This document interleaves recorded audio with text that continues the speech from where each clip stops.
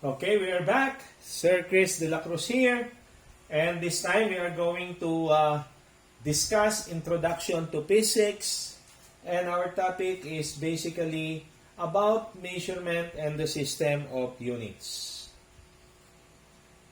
The late Professor William S. Franklin said, "The most important thing for a student of physics is to acquire from his first course an appreciation of the necessity for precise ideas. It is evident that techniques of measurement and of mathematical analysis are of basic importance because physics deals largely with measured quantities." And measurement means to determine the magnitude, extent, degree, or quantity of something by comparing it with the established standard. Well, basically, measurement is comparing. And when we say we would like to or we want to measure something, then we must have a comparison of that something that we want to measure versus an established standard. For example, the ruler. A ruler is an established standard for measuring length. Okay? A weighing scale is an established standard to measure weight. Okay? So, in order to carry an accurate measurement, there must be an established system of units and a system of standards to fix and preserve the sizes of the units. So, aside from having our standards, in terms of our measuring instrument, there must be also an established system of units. And later on, we will discuss this and we will elaborate in terms of examples so that you will understand it better. Unit of measurement is a definite measure of quantity. Unit is a fixed or defined quantity adopted as a standard of measurement for other quantities of the same kind. Okay? So, for example, we are measuring length, then therefore, we are going to use a measuring instrument for length. We cannot use a measuring instrument for weight or measuring instrument for volume because we are going to determine is the length of an object. If we are determining the volume of an object, then we should use instrument of the same kind for appropriate for volume. Other quantity of the same kind can be expressed as a multiple of the unit of measurement. Okay, so let us try to discuss here some sort of history about our present units and standards. Bakit ba nagkaroon tayo ng mga units ng meter, kilogram, kailan ba nagsimula yan, at saan ba yan nanggaling? And gaano ba ka-importante yan? So, in 1872, an International Commission on the Meter resolved to take the meter in an archives of Paris as is, as the standard of length. 3 years later, many of the leading nations of the world signed the Treaty of the Meter, also called the Metric Treaty of 1875. So, yung pag-establish kung ano yung standard of measure na gagamitin natin for length, that is the meter, ay hindi yon basta unilaterally or basta na lang naisipan ng isang grupo o ng isang bansa na sabihin na ito ang standard for measure ng length. Yon ay pinag-usapan ng leading nations of the world. At nagkaisa sila. In fact, they signed a treaty. They called it the Metric Treaty of 1875 at doon na-fix at napagkasunduan na meter ang isa sa standard unit of measure. And later on, we will learn ano ba yung 7 base or fundamental units in the SI system. Thus, began a procedure for coordinating the standards of measurement for the scientific world through an International Bureau of Weights and Measure and a General Conference on Weights and Measure. Now, Here are the 7 base units of the SI system, or basically the 7 fundamental units of the SI system. So since we are talking here of science and physics, well, basically talagang kailangan ay naka-data tayo, or ang ating foundation is the SI system. And all other science measurements are basically using the 7 base units of the SI system kasi ito yung acceptable na standard. At dito nang galing kung anuman o ilan man yung units na ating na-encounter in our daily lives, ito yung pinagsimulan, itong 7 units na ito or base units. Pag sinabi nating length, then ang name ng unit ay meter at ang abbreviation niya ay small letter m. Pag ang pinag-usapan naman ay mass, then the name of the unit is kilogram, and then the abbreviation is capital letter K, and then small letter g. And then when we talk of time, we are talking here of second. When we talk of temperature, we are talking of Kelvin. Amount of substance, mole. Electric current, ampere. Luminous intensity is candela. A complete set of units, both fundamental and derived, is called a system of units. System of units are named from the fundamental units used as a basis for the system. So ito naman yung tinatawag natin na kanina pa natin na nakikita na system of units. MKS system, FPS system, and CGS system. And in our problem solving in any science subject, particularly in physics, it is very important that we have to take note, or we have to be consistent in terms of MKS system, FPS system, or CGS system. And later on, we will learn better what does MKS, FPS, and CGS means. And therefore, there are conversion factors needed to convert all derived units from one system to another. And one thing that is really very important in physics and in science is the knowledge, the basic knowledge of conversion.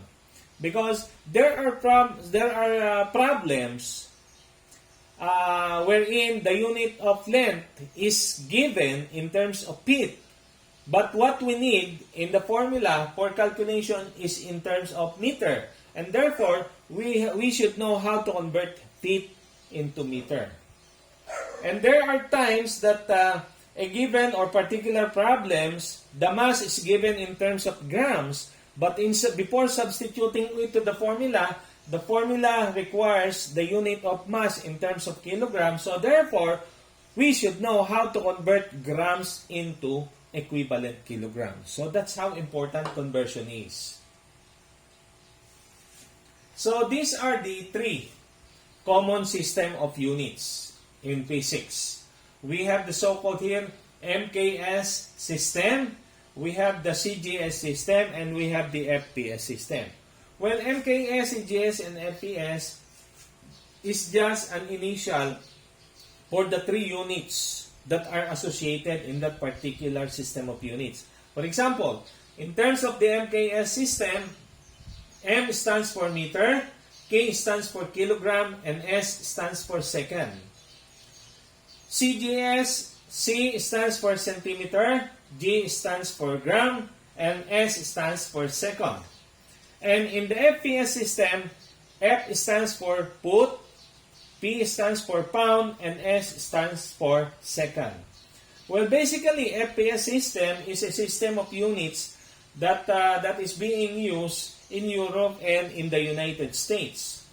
But in talking of the scientific world, what is being prescribed is the MKS and the CGS, which is under the SI system of units. Okay? What is meant by derived units?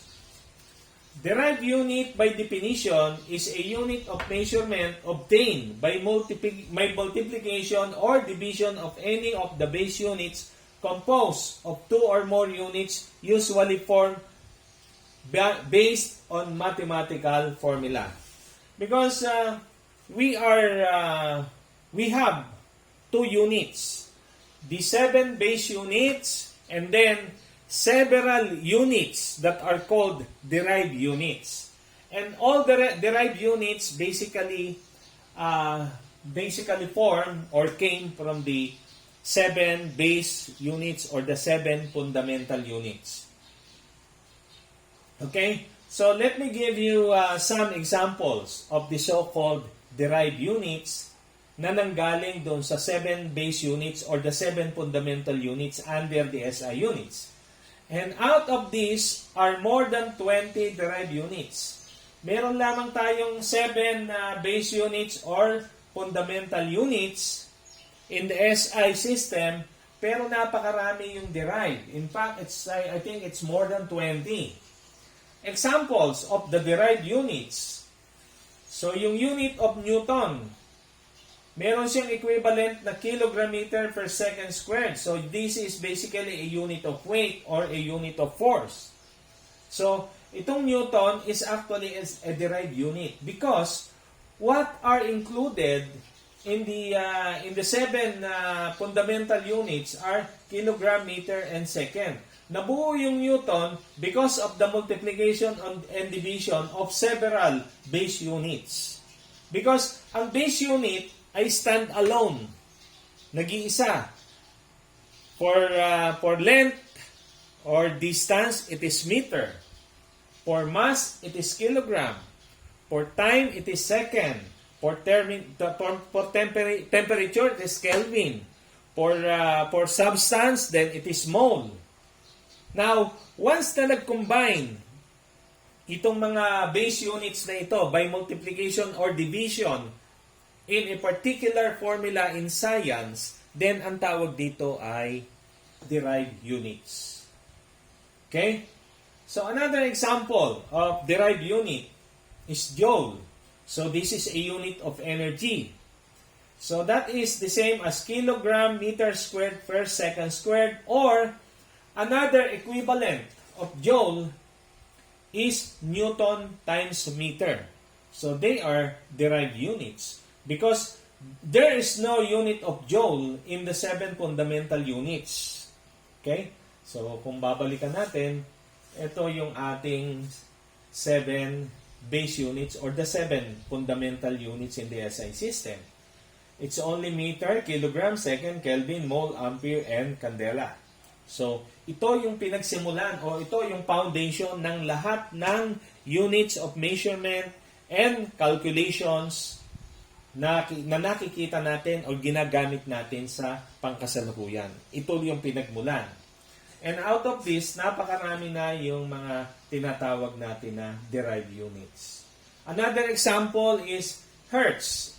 This is a unit of frequency and it is equivalent to the number of cycles per second.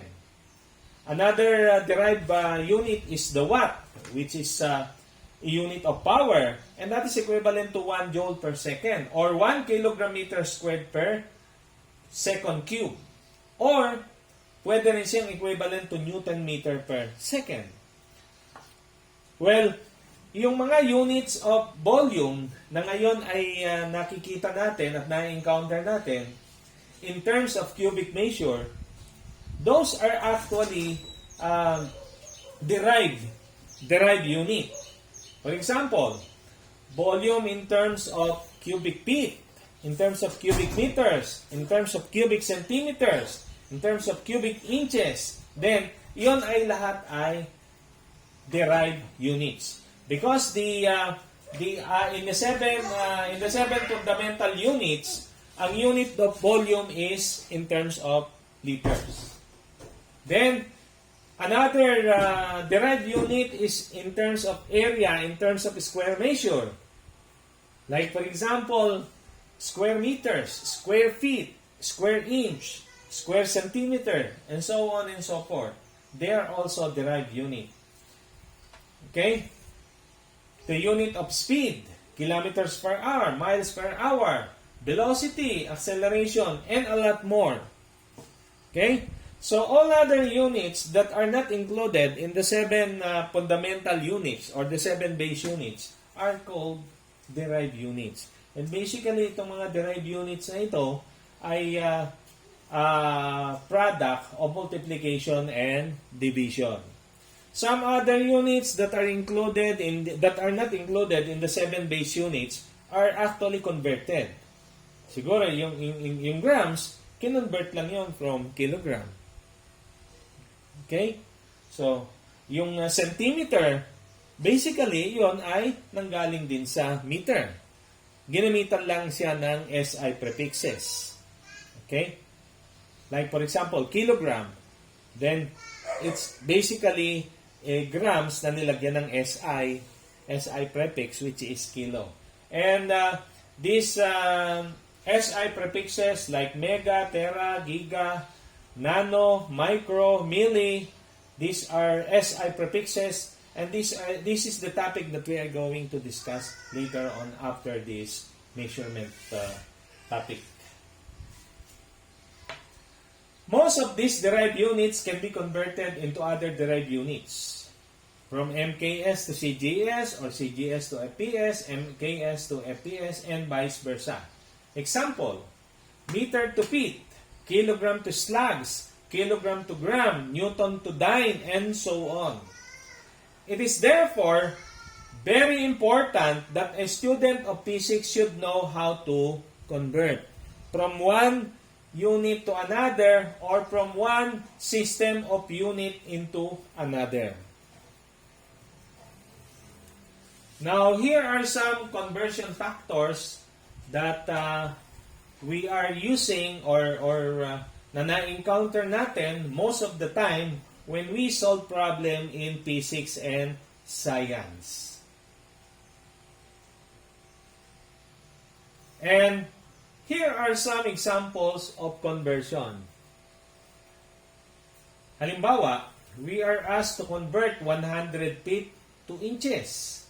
So, meron tayo dito ang process of conversion, and this is called cancellation method. Well, of course, some of you will think, pagka naman feet to inches, napakadaling i-convert yan. You just have to multiply 100 feet by 12 because for every foot, that is equivalent to 12 inches. And you are correct. But how about if there are other conversion, no? Na medyo complicated ng bahagya, so hindi siya ganun kasimple na isang multiplication lang, okay na. But this particular example, number 1, is really very easy. No? Yung 100 feet to inches, so 100 feet, we rewrite here 100 feet, 10. I-multiply natin siya ng conversion factor in a manner or in such manner that the foot should be located in the denominator side so that they will be cancelled. That's it. Magka-cancel sila at ang matitirang unit ay inches, and therefore multiply and divide, and whatever is the answer, it carry the unit na hinahanap sa atin in terms of inches. So 100 feet times 12 is equals to 1,200 inches. Okay? So, another example, 5 inches to millimeter. Okay? So, we rewrite 5 inches here times. So, ano yung conversion na pwede tayo makarating sa millimeter? So, pwede natin gamitin yung 2.54 cm per inch. And please try to take note na kailangan yung gusto nating makancel na unit, one should be located in the numerator side and one should be in the denominator side so that we can cancel out. So, 5 inches multiplied by 2.54 cm per 1 inch, na-cancel yung inch, therefore, nasa centimeter na tayo. And then, ang susunod naman nating unit, conversion or conversion factor na gagamitin, ay yung conversion factor na makakancel yung centimeter at ang matitira sa atin ay millimeter dahil yon ang hinahanap doon sa problem. So, ano yung conversion na yon? And that is 10 millimeter per 1 centimeter. And then, cancel out yung centimeter. Ang natira ay millimeter. So, 5 times 2.54 times 10 is 127 millimeter. Okay? So, 5 inches is equivalent to 127 millimeter. So, this one is quite different from the first example. Ano? Yung first example talaga, hindi mo na kailangan gamitan pa ng ganito dahil alam natin, because very familiar tayo sa unit ng foot at saka unit ng inches. But how about other units? In terms of other units, so therefore, kailangan gamitan natin ang systematic procedure or process para tayo ay hindi namamali. Okay? Another example is 100 centimeters to feet. So again, we rewrite 100 centimeters here multiplied by, alam natin na 1 inch per 2.54 centimeter or 1 inch is equivalent to 2.54 centimeter and therefore, na-cancel yung centimeter. So, ang natira nating unit ay inch. So, yung inch, maghanap tayo ng conversion factor na mapupunta siya sa feet. And that is 1 foot is equal to 12 inches. Again, hindi po pwedeng ilagay sa numerator side ang 12 inches at ang foot doon sa denominator side. Kasi ang mangyayari, inch squared ang magiging result. Ilalagay natin siya doon sa ibaba so that it will cancel with another inch which is located in the numerator side. So, cancel siya. Ang matira ngayon ay unit of feet. So, 100 centimeters is equivalent to 3.28 feet. Okay, another examples here. How about this particular derived unit? 100 kilometers per hour to miles per hour. So, we rewrite 100 kilometers per hour multiplied by yung conversion natin ng kilometers to miles. And for every 1 mile, that is equivalent to 1.6 kilometer. And again, yung kilometer, since nasa numerator to, kailangan ang kilometer ay nasa denominator side so that sila ay magka-cancel. And then, the remaining unit now is miles and hour. So, that is equivalent to 62.5 miles per hour. Okay? Another example is 5 cubic meters to liter. Okay? So, this unit of volume liter is one of our fundamental, out of the 7 fundamental unit. Ito namang cubic meter is a derived unit. So, we are asked to convert 5 cubic meters to liter. So, 5 cubic meters, rewrite here, times.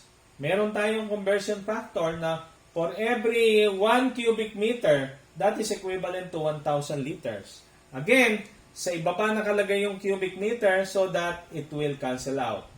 Ang natira nating unit ay liter and therefore, this is equivalent to 5,000 liters. Next. Pareho silang volume. Cubic feet to cubic meter. Okay? So, 20 cubic feet to cubic meter. Let us rewrite here, 20 cubic feet times. Meron tayong conversion na for every 1 meter is equivalent to 3.28 feet. But, since this is a cubic measure, then kailangan cubic din tayo. That's why yung 1 meter raised to the third power. Yung 3.28 feet raised to the third power. And therefore, yung meter raised to the third din. And feet raised to the third din siya. And, nag-cancel ngayon yung cubic feet to cubic feet. Ang natirang unit ay cubic meter. So, therefore, this is 20 times 1 over 3.28 raised to the third power. And the equivalent of 20 cubic feet is 0.567 cubic meters. Okay, another example here. 100 liters to gallon. So, let us rewrite here 100 liters times. Our conversion factor is 1 gallon equals 3.78 liters. So, again, yung liter ay nasa ilalim para mag-cancel. And The remaining unit here is gallon, and therefore 100 liters is equivalent to 26.45 liters. I'm sorry. This should be gallon. 100 liters is equivalent to 26.45 gallons. I'm sorry for the typographical error. Next, 25 pints to gallon. So again, I'm sorry, I committed a lot of mistakes here, typographical error. No? Okay? So this should be 25 pints multiplied by, multiplied by 1 quart. Conversion factor is 1 quart per 2 pints. Okay? And then, another here is, another conversion factor is 1 gallon is 4 quarts. And therefore, that is cancelled. So this is now equivalent to, I'm sorry, do not follow the number because I committed a mistake here in a typographical error. Well, anyway, what is important here is we know how to convert pints to gallons. So from pints, regardless of the number here, this should be 25 anyway. Then the next conversion factor is 1 quart to pints. Okay? So then, ang natirang unit is quart. Then, we find the conversion factor for gallon to quarts. And that is 1 gallon is equivalent to 4 quarts. And cancel yung quarts. So, therefore, we compute this. And the answer, whatever is the answer there, should be in terms of gallon. Okay? So, let's go to the 9th example. Excuse me. So, I hope this time, we're not going to have some error in terms of typo. No, I hope this time the value here are correct. So 2,000 cubic centimeters to liter. By the way, this cubic measure or cubic centimeter is actually equivalent to milliliter. This cubic centimeter is the common unit which we learn as cc. So 1 cubic centimeter is equivalent to 1 cc, and 1 cc is equal to 1 ml. Okay? So 2,000 cubic centimeters, rewrite it here, multiplied by 1 ml. Our conversion is 1 ml per 1 cc. Okay?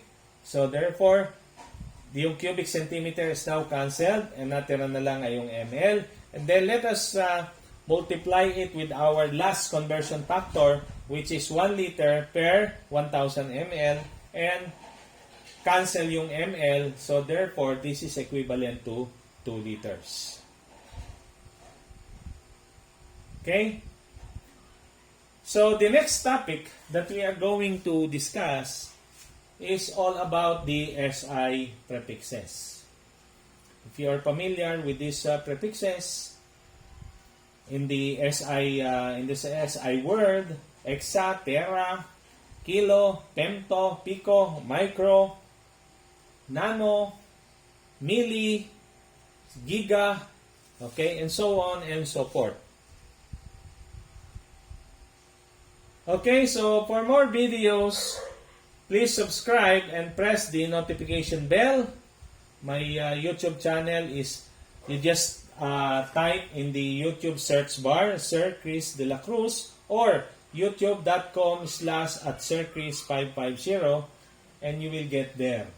So that you'll be able to follow all the lecture series that we are going to tackle later on. And basically, most of our topics these days are all about physics.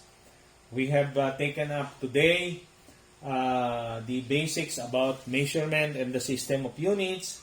We are going to tackle next is about the different SI prefixes, and then most probably after that will be the difference between mass and weight. So thank you for watching.